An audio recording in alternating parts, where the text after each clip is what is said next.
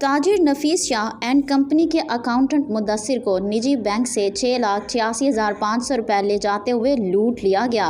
Zoya news plus registered के बुरे वाला से नुमाइंदे मनसब जोया की रिपोर्ट के मुताबिक गला मंडी में वाक़या ताजिर नफीस शाह एंड कंपनी के अकाउंटेंट मुदस्सिर निजी बैंक से 6,86,500 नकद रकम लेकर आ रहा था कि मोटरसाइकिल 125 पर सवार दो मुसल्ह डाकुओं ने सरे शाम विहाड़ी बाजार बुरेवाला में उससे नकदी छीनने की कोशिश की तो रकम से भरा प्लास्टिक बैग फट गया और तमाम रकम सड़क पर गिर गई।